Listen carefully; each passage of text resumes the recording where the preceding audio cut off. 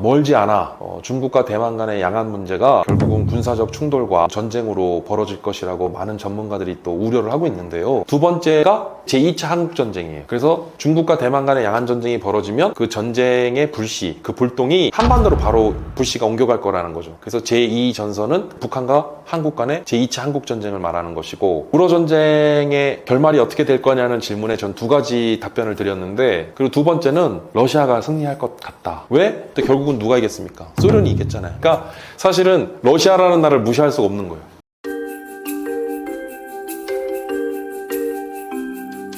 예, 2022년 2월 24일 러시아 푸틴 대통령이 이제 특별 긴급 군사작전 명령 1호를 발령하면서 우크라이나와 러시아 간의 전쟁이 벌어졌죠. 당시만 하더라도 많은 군사학자들이나 군사 전문가들은 러시아 같은 이런 초강대국이 현대전에 있어서 이런 대규모 전쟁이 과연 일어날 것이냐라고 하는 좀 회의적이고도 부정적인 의견들이 많았습니다. 근데 저는 사실 안보에 있어서만큼은 모든 가능성을 다 열어놔야 된다고 생각했고, 우크라이나와 러시아 간의 전쟁 발발 가능성에 대해서는 전 높은 수준의 전쟁 발발 위협이 고조되고 있다라고 얘기를 했고, 국제정치뿐만 아니라 국내 정치 상황을 좀 고려해보면 당시 러시아 푸틴의 정권 지지도를 보면 여론이 안 좋았어요. 그래서 실제로 거의 이른바 탄핵 수준에 이를 정도의 자국 내에서의 자국민들로 하여금 러시아 푸틴의 국내 지지도 상황이 굉장히 안 좋은 상황이었다. 사실은 표면적으로는 이제 미국을 주축으로 하는 자유주의 진영의 이제 나토의 동진을 막고, 그리고 이제 그런 대외적인 부분에 있어서 명분을 삼았지만, 러시아 푸틴 입장에서는 본인의 정권을 유지하기 위해서라도 우크라이나와의 전쟁은 필연적이었다. 저는 그렇게 이제 바라봤고, 그리고 작년 10월에는 이스라엘과 하마스 간에 또 전쟁이 벌어졌죠. 근데 저희 같은 군사학자들 사이에서는 이스라엘과 하마스 간의 전쟁은 전쟁이라고 얘기하기가 좀 부끄럽습니다. 하마스는 팔레스타인 자치정부 내에서 활동하고 있는 정파예요, 정파. 근데 이제 무장 정파죠. 그래서 불법 무장 단체로 간주를 하는데, 하마스는, 그러니까 팔레스타인은 이제 준 자치정부로 국가로서 인정을 받고 있어요, 지금. 근데 준 자치정부라는 거죠. 그런데 이제 팔레스타인 내부의 불법 무장 단체인 하마스가 이제 이스라엘을 상대로 전쟁을 벌인 건데, 전쟁 초기의 상황을 보면 양상이 민간인들을 상대로 한 이제 무차별적인 공격과 거의 학살에 가까운, 그리고 갓난 아이로부터 시작해서 어린 아이들과 여성들을 납치를 해서 또 극악무도한 그런 고문을 벌이고 결국은 민간인들을 또 잔인한 방법으로 학살을 했다라는 거예요. 철창 케이지 안에 갓난 아이들이 갇혀 있고, 그리고 이런 갓난 아이들을 참수를 하는 동영상을 또 찍어서 내보내기도 하면서, 그럼 극악무도한, 그러니까 이스라엘과 하마스 간의 전쟁을 보면 그 하마스의 이런 좀 어떤 전투의 속성이 어떤 전쟁의 기본적인 본질적인 그런 속성보다는 테러에 가까운 그런 속성에 그렇게 바라 보여지고, 이런 일이 있어서는 안 되죠. 그러니까 사실은 지금 우크라이나와 러시아 간의 전쟁도 보면 오늘날 현대 전쟁에 있어서는 전쟁에 있어서 무고한 국민은 없다라는 거거든요. 그러니까 사실은 전쟁이 나면요, 가장 안전한 건 군인들이 제일 안전해요. 그럼 가장 위협에 취약한 건 일반 민간인들이에요. 그러니까 일반 국민들이 전쟁이 일어나면 그래서 무고한 국민이 있을 수 없는 거예요. 그러니까 전쟁이 그래서 굉장히 참혹한 거고, 그래서 전쟁이 없어야 된다는 것인데, 최근에는 이란, 그 중동 지역에서의 어떤 긴장감이 계속 고조되고 있고요. 그 다음에 더 나아가서는 중국과 대만 간의 양안 문제. 이게 언제 전쟁이 벌어지더라도 이상하지 않은 상황이에요. 그 다음에 또 더 나아가서는 우리 동북아 지역에 있어서 한반도 역내 상황들, 지금 북한으로 하여금 우리 한반도가 코리아 리스크라고 하는 그런 또 굉장히 불안정한 안보 위협이 지금 가중되고 있는 상황 속인데, 있어서도 안 되고 있지 않을 것이라고 저도 믿고 있지만, 3차 세계대전이 벌어진다? 그 가정이나 그 생각만으로도 끔찍합니다. 왜냐하면 1, 2차 세계대전을 거치면서 그 이전까지는 존재하지 않았고, 그 이전까지는 상상할 수 없었던 대량 살상과 대량 파괴의 무기들이 개발이 됐어요. 근데 2차 세계대전 이후에 지금은 더 끔찍하고 더 강력한 무기들이 더 많이 개발이 됐어요. 그러니까 앞으로 만약에 벌어진다는 가정하에서 3차 세계대전을 우리가 떠올려 보면 정말 끔찍할 겁니다. 2차 세계대전 당시에 벌어졌던 그보다 훨씬 더 끔찍한 그런 고통과 피해를 우리 인류가 맞이하게 될 것인데, 3차 세계대전은 없어야겠죠. 없어야 할 것입니다. 중국은요, 오래전부터 하나의 중국이라고 하는 대원칙, 대전제를 고수하고 있어요. 그리고 중국의 최고 지도자인 시진핑은 3연임에 성공하면서 올해로 나이가 만 70이 넘었습니다. 시진핑 본인도 중국의 수건인 하나의 중국이라고 하는 그 수건을 본인의 3연임 임기 내에 이뤄내고자 하는 생각이 있을 거예요. 멀지 않아 중국과 대만 간의 양안 문제가 결국은 군사적 충돌과 전쟁으로 벌어질 것이라고 많은 전문가들이 또 우려를 하고 있는데요. 저도 그런 전문가 중에 한 사람이긴 한데, 우리가 생각해봐야 되는 문제가 사실은 이제 4개의 전쟁, 제4전선론 이런 이야기를 또 우리 군사학자들 사이에서는 하는데, 이게 뭐냐면 1차적으로 중국과 대만 간의 양안 문제가 극단으로 치달으면서 그 군사적 긴장도가 높아지면 결국 그 군사적 충돌이 일어날 것이다. 그게 제1전쟁, 제1전선론을 얘기를 하는 거고, 두 번째가 이제 제2차 한국전쟁이에요. 그래서 중국과 대만 간의 양안전쟁이 벌어지면 그 전쟁의 불씨, 그 불똥이 한반도로 바로 불씨가 옮겨갈 거라는 거죠. 그래서 제2전선은 이제 북한과 한국 간의 제2차 한국전쟁을 말하는 것이고, 제3전선론은 이제 남중국해 일대에 중국을 위시한, 그리고 베트남, 인도네시아, 말레이시아, 필리핀 등등등 남중국 연안의 해안 쪽에 많은 나라들이 아주 복잡한 이해관계가 얽히고 설켜 있어요. 그래서 여기에서의 제3전선론을 이야기를 하고 있고, 마지막 제4전선론은 인도와 중국 간의 무력 충돌인데, 사실 인도와 중국은 국경 문제가 어제 오늘만의 일이 아니었어요. 그래서 사실 인도와 중국도 어떤 군사적 긴장도가 높아지거나 군사적 충돌이 있을 때 전쟁으로 확전되지 아니할 것이라는 또 보장을 못 합니다. 그래서 지금 얘기하는 이제 군사학자들이 4개의 전쟁 또는 제4전선론을 얘기하는데,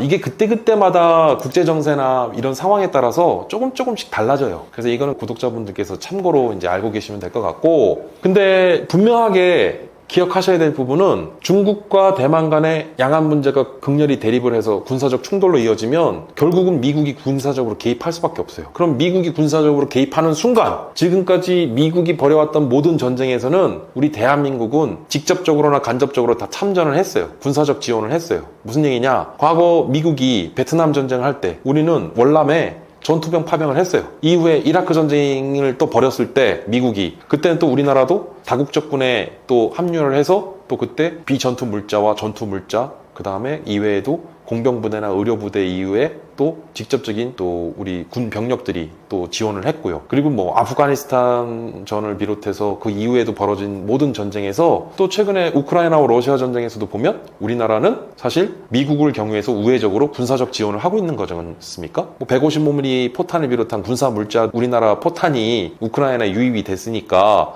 우리는 직접적인 군사 지원은 아니었지만 직간접적인 차원에서 보면 이런 군사적 지원이 있었다라는 거예요. 결국은 미국은 우리의 우방이고, 또 한미 간에는 군사 동맹이 맺어져 있기 때문에 미국이 벌이는 전쟁에는 군사적 지원을 우리나라가 할 수밖에 없고, 우리가 벌이는 전쟁이라고 하고 우리가 직접적인 당사자가 되는 전쟁에는 미국이 자동으로 개입을 합니다. 이건 상식이에요. 그러니까 중국과 대만 간의 양안 전쟁이 벌어졌을 때 미국이 군사적 개입을 할 건데, 그럼 우리나라 어떻게 할 거냐? 당연한 거죠. 미국을 도와서 중국과 전쟁을 벌이겠죠. 근데 그렇게 되면 어떤 일이 벌어지냐? 중국과 북한 간에 조소동맹이 맺어져 있어요. 그래서 북중동맹인데 이게 살아있거든요. 그러니까는 모든 국가와 국가 간의 동맹은요, 군사동맹을 전제로 합니다. 그러니까 북중동맹, 조소동맹도 군사동맹입니다. 그럼 우리나라가 미국이 벌이는 전쟁, 미국이 참전한 전쟁에 우리나라가 개입을 하게 되면 중국과 우리나라가 결국은 군사적으로 충돌이 일어날 건데, 그러면 중국이 벌이는 전쟁에 북한은 가만히 있냐? 북한도 자동 개입이에요. 그러니까 당연히 중국과 대만 간의 양안전쟁이 벌어지면 바로 한국과 북한은 전쟁 상황에 직면할 수밖에 없는 거다. 그러니까 이렇게 작용이 되는 거예요, 사실은. 그러니까는 우리나라도 사실 엄밀히 얘기하면 우리의 주적은 북한이라고 하지만, 북한과 싸울 각오를 하면 사실 중국과도 싸워야 돼요. 근데 지금은 지난 6월달 과거에 와해됐던 조소동맹이 1961년에 소련과 북한이 군사 조약을 체결했는데, 1991년 구소련이 붕괴되면서 당시 페레스트로이카, 글라스노스트를 하면서 이제 개혁 개방 정책을 통해서 러시아가 저물어 가고 러시아가 새로 등극하는 그 시점에 조소동맹이 유명무실해졌던 거거든요. 사실상 이제 없어진 거나 다름없죠.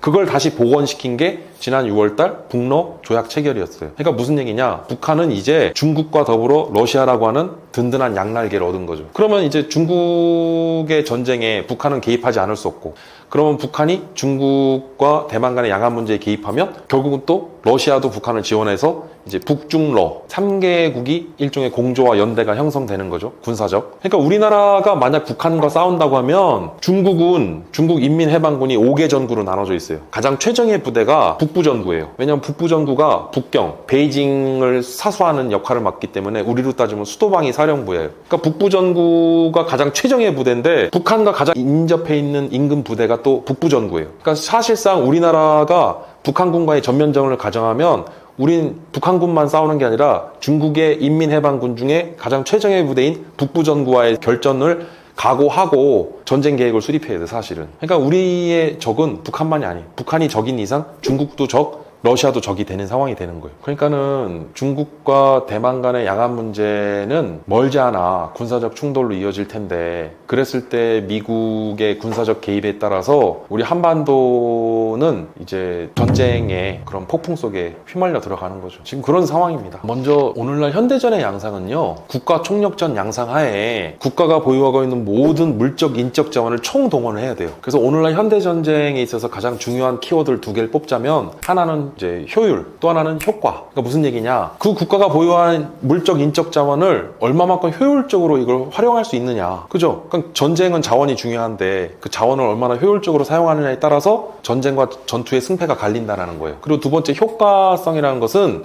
이제 우리가 EBO라고 하는 효과 기반 작전 내지는, 그러니까 효과성이라는 건 뭐냐면, 과거에 1, 2차 세계대전 당시에는 대량 인명 살상과 대량 파괴가 목적이었다면 오늘날 현대전은 대량 살상이나 대량 파괴보다는 적 지도부를 효과적으로 타격해서 적 지도부를 효과적으로 살상하거나, 아니면 적의 주요 군사시설이나 산업시설만을 정교하게 효과적으로 타격하거나, 뭐 이러한 효과성 기반의 작전을 하더라는 거예요. 그래서 오늘날 현대전은 효율성과 효과성 2가지로 압축되는데, 지금 러시아라는 나라는요, 사실 이제 과거 2차 세계대전 당시에 독소 공방전을 통해서 사실은 러시아를 무시하면 안 되는 게, 전 세계에서 가장 광활한 영토를 갖고 있고요, 전 세계에서 가장 많은 매장량이라 할 수 있는 무한정의 그런 자원들을, 매장량을 보유하고 있어요. 그리고 또 인구도 많아요. 근데 푸틴 대통령이 우러 개전 초기에는 징집 문제라든가 뭐 징집병 문제 때문에 뭐 많은 어려움을 겪었는데, 우러 전쟁 개전 초기부터 지금까지, 전 처음에 우러 전쟁 발발했을 때 우러 전쟁 최소 3년 이상 간다고 주장했던 사람인데, 제가 과거 공중파 방송에서도 우러 전쟁에 대한 부분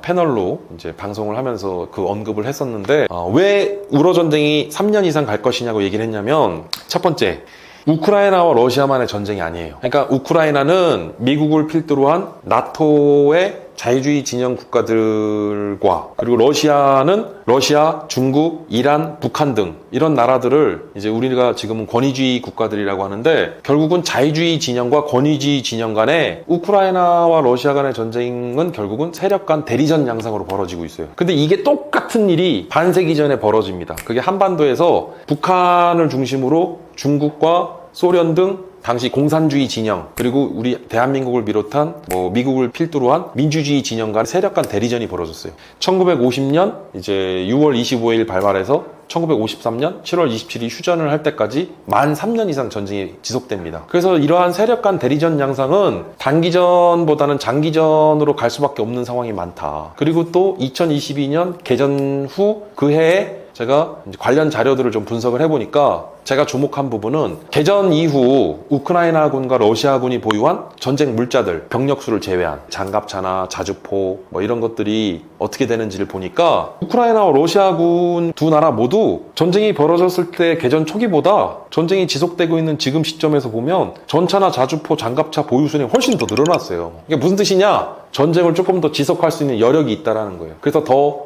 장기화될 수밖에 없겠구나. 근데 지금 최근에 우크라이나와 러시아 간의 우러 전쟁의 양상을 보면 치열한 공방과 소강이 반복되면서 지금 약간 러시아 쪽이 유리해지고 있는데, 저는 사실 우러 전쟁의 결말이 어떻게 될 거냐는 질문에 전 2가지 답변을 드렸는데, 첫 번째는 우크라이나와 러시아 간에 뭐 미국이나 나토 또는 제3국이 적극적인 중재를 통해서 우크라이나와 러시아 간의 평화회담을 통해 평화협상이 진행되면서 이제 휴전 양상으로 갈 수 있다. 첫 번째 가능성. 그리고 두 번째는 러시아가 승리할 것 같다. 왜? 2차 세계대전 당시에 그때 당시에 최강의 군대를 보유한 어마어마한 병력과 자원을 동원해서 당시 독일이 히틀러가 독소 공방전에서 결국은 소련을 압박을 했잖아요. 근데 결국은 누가 이겼습니까? 소련이 이겼잖아요. 소련이 어떤 나라냐? 당시 전차를 전선에 보내는데 이제 전차를 찍어내요. 자원이 무한정이니까. 그래서 공장도 옮겼어요. 다 저쪽 이제 동부로 옮긴 거죠. 저쪽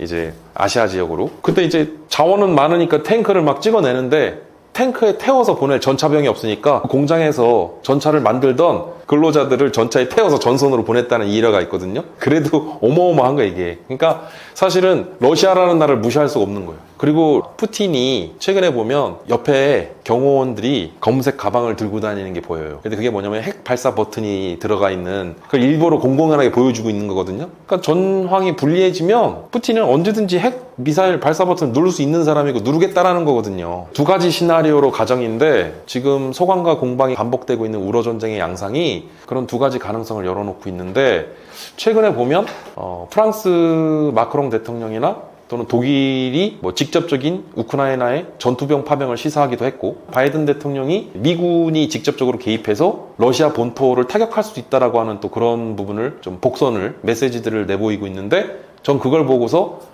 이게 우크라이나가 전황이 좀 불리해지고 있다라고 하는 하나의 방증이구나, 저는 그렇게 바라봤거든요. 그러니까 우크라이나가 불리해지니까 나토 회원국들인 프랑스나 독일이 적극적으로 군사 무기도 직접적으로 지원할 뿐만 아니라 더 나아가서는 직접적인 전투병 파병도 하겠다라고 하고 있고, 미국은 필요에 따라서 러시아 본토를 직접 타격하겠다라고 하는 걸 보면 지금 우크라이나 전황이 우크라이나한테 지금 굉장히 불리해지고 있다는 하나의 방증이다. 그리고 실제로 또 그러고 있고요. 그래서 지금 보면 전황이 조금씩 우크라이나는 불리해지고 있고 러시아의 승기 쪽으로 가까워지고 있다는 거죠. 그래서 우크라이나 젤렌스키 대통령도 최근에 언론을 통해서 러시아와 적극적인 평화회담에 대한 부분, 우린 나설 용의가 있다라고 또 밝히기도 했어요, 실제로. 그러니까 이제 전황이 러시아에게 좀 유리해지고 있는 것이 아닌가, 그렇게 보여지고 있습니다. 러시아 푸틴은 자국 내 지지도가 너무 낮아서 사실은 탄핵 직전까지도 몰렸고요. 근데 우러 전쟁 발발 직후에 여론조사에서는 한 80% 정도 지지율이 올라갔어요. 그러니까 푸틴은 전쟁을 벌일 수밖에 없었고 선택지가 없었고, 그리고 이제 푸틴 입장에서는 잘한 선택이죠. 그래서 사실은 어떻게 보면 지금 이번 우러 전쟁이 러시아의 승기를 잡으면 사실 러시아를 중심으로 한 중국이나 이란, 북한은 어떻게 보면 국제사회에서의 입지를 강화하고, 그다음에 군사적 영향력뿐만 아니라 외교적 측면에서도 이러한 권위주의 국가들이 부상하는, 근데 반면에 미국을 필두로 한 나토와 같은 자유주의 진영은 좀 결속도 약화되고 좀 위태로워지는 거죠, 사실상. 그리고 이러한 전쟁의 여파가 이제 중국과 대만 간의 양안 문제, 그러한 자신감에서 북한이 이제는 언젠가 하나의 중국을 수권 사업으로 결국은 하려 할 텐데 군사적 어떤 행동을 결심하게 하는 그런 도화선이 될 수도 있죠. 그렇게 되면 또 한국 전쟁에 대한 부분, 한반도에서의 전쟁 상황, 중국과 대만의 양안 문제는 중국과 대만만의 문제가 아니에요. 우린 직접적인 전쟁 당사자가 될 수 있는 상황이기 때문에 우리로서는 이런 국제 정세, 그 다음에 국제적인 군사 안보적 차원에서의 어떤 그런 상황들을 우린 좀 면밀하고도 세밀하게 좀 지켜봐야 되는 상황인데, 좀 걱정이 많이 돼요, 사실은. 좋은 질문인데요. 그러니까 모든 가능성은 열어놔야 되는데, 자, 우리나라 대한민국은 지리적으로 주변에 중국, 러시아, 일본, 미국 등 이른바 강대국들, 초강대국들 사이에 낀 나라입니다. 그러니까 우리나라는 우리의 자의에 의해서 분단이 된 것도 아니고요. 이렇게 반세기 넘는 기간 동안 휴전상으로 지금 이렇게 머물러 있는 것도 우리의 의지는 아니에요. 근데 우리가 뭘 하고 싶어도 할 수가 없어요, 우리 의지만으로는. 결국은 주변 국가들, 중국이나 러시아나 미국이나 일본의 동의를 얻고 그 나라들로 하여금 어떤 합의점에 이를 수 있는 중지를 모아야 되는데, 이 모든 나라들, 이 초강대국들이 생각하는 게 다 달라요. 그런 복잡하고도 첨예한 이해관계 속에 놓여있는 상황이기 때문에, 자, 보십시오. 우리나라가 핵무장 하려고 들면 누가 반발할까요? 제일 먼저 중국이나 러시아가 아마 거의 전쟁 상황까지 우리한테 아마 전면전 하겠다고 선전포고할 수도 있어요. 대한민국이 핵무기를 개발하려고 하는 순간 중국과 러시아는 한반도를 전쟁 상황으로 몰아갈 겁니다. 왜? 중국이나 러시아가 절대 원하지 않는 상황이거든요. 그리고 우리가 중립국이 되려 한다? 이 중립국이 되려 하는 것도 결국은 중국과 러시아, 일본과 미국 등 주변 국가들로 하여금 이해와 동의를 얻어야 되는데 원하는 대로 할 수가 없어요. 그러니까 우리가 이런 국제 질서에 국제 정치를 하는 데 있어서 외교 노선은 크게 자강 외교가 있고 실용 외교가 있는데 우리도 자강을 하고 싶지만 우린 자강을 할 수가 없는 나라예요. 우린 실용 외교를 할 수밖에 없어요. 그러니까는 우리나라는 중간에 이런 강대국들로 하여금 낀 나라기 때문에 아니 뭐 우리나라도 핵무장도 하고 중립국 선언도 하고 싶은 거 다 하고 싶죠. 근데 그렇게 못 하는 거예요. 제가 강남에 20층짜리 빌딩 갖고 싶어도 못 갖는 이유랑 똑같은 이유죠. 그런 강대국들 사이에 아주 첨예하고도 복잡한 이해관계가 얽히고 설켜 있어서 우리가 중립국 지위를 얻으려 하든 또는 우리가 핵무기를 개발해서 보유하려 하든 그 어떤 것도 녹록치 않아요. 정작 우리나라가 통일하려고 해도 통일을 원치 않는 주변 국가들로 인해서 지금 이 상황이 계속 유지되길 바라거든요. 그러니까 이러한 철저한 분단에 대한 상황을 주변 국가들의 그런 이해타산과 논리, 그런 계산 속에서 우리는 원치 않은 분단을 계속 유지할 수밖에 없는. 그러니까 우리나라는 힘이 없는 나라예요. 그러니까 약소국으로서 겪어야 되는 서름이고 아픔인 거죠, 사실. 1945년 2차 세계대전 종전 이후에 1960년 전까지 그때 프랑스도 전 세계에서 막 미국도 말리는데 막 핵 개발하고 뭐 인도도 핵 보유하고 할 때 그럼 우리나라도 그때 핵 보유했으면 되지 않냐. 우리나라 그때는요 소 달구지 타고 다녔어요. 우리나라 그때는 미얀마보다 못 살았고 아프리카 최빈국보다도 못 사는 나라였어요. 근데 우리나라가 어떻게 핵 개발을 합니까? 근데 우리나라 국민들이 지금 그런 얘기를 하고 있어요. 우리도 그때 당시에 프랑스 핵 개발할 때 우리도 핵 개발했어야 되는 거 아니냐. 그러니까 이제 제가 말씀드리기가 곤란한 거지. 더 이상 말을 할 수가 없는 거죠. 지금 좋은 또 지적을 해주셨는데 지금 오늘날 들어서 또 일부 군사학자들 사이에서는 과거 콜드워라 불렸던 냉전, 그러니까 냉전의 반대는 우리가 열전이라고 해서 핫워라고 그러는데 신냉전이라는 얘기도 요즘 해요. 근데 그 학자들 사이에서는 신냉전은 아니다 이런 주장을 하는 사람도 있고 신냉전 시대에 접어들고 있다라고 하는 전 그렇게 바라보고 있는데 학자들 사이에서 견해가 다 갈려요. 그리고 뭐 제4세대 전쟁, 아까 제4전쟁이나 제4전선론 이거는 틀렸다고 얘기하는 사람도 있고 그러니까 이제 학자들 사이에서도 워낙 견해가 많으니까 그리고 더 나아가서는 우리가 매드, 핵 무기를 보유했을 때 핵 전략 중에 가장 대표적인 게 Mutual Assured Destruction이라고 하는 상호 확증 억제 전략이라는 게 있어요. 근데 이 상호 확증 억제 전략의 핵심은 뭐냐? 핵무기를 보유하고 있는 나라는 다른 핵무기를 보유하고 있는 나라가 공격할 수가 없다라는 거예요. 왜? 핵보복을 받기 때문에. 그래서 과거 소련과 미국 간에 50년 가까운 반세기 동안에 지속됐던 냉전 시대에는 대규모 전쟁이 벌어지지 않았잖아요. 대리전은 벌어졌어도. 그러니까 핵을 보유하고 있는 미국과 핵을 보유하고 있는 소련끼리 서로 직접적으로 싸우진 않는다는 거예요. 이게 상호 확증 억제 전략의 핵심인데 이것도 틀렸다라고 하는 사람이 있어요. 교수님들 중에. 그래서 제가 그 교수님들 얘기를 들어보면 일견 타당한 주장도 있는데 근데 저는 그 교수님들께 반론을 제기하는 게 그러면 핵과 관련된 대표적인 핵 전략 중에 상호 확증 억제 전략은 이미 반세기 동안 입증된 전략인데 그럼 이 외에 상호 확증 억제 전략과 필적하거나 또는 이와 대변될 수 있는 다른 핵 전략은 뭐가 있냐 해서 답변을 못 하시는 거예요.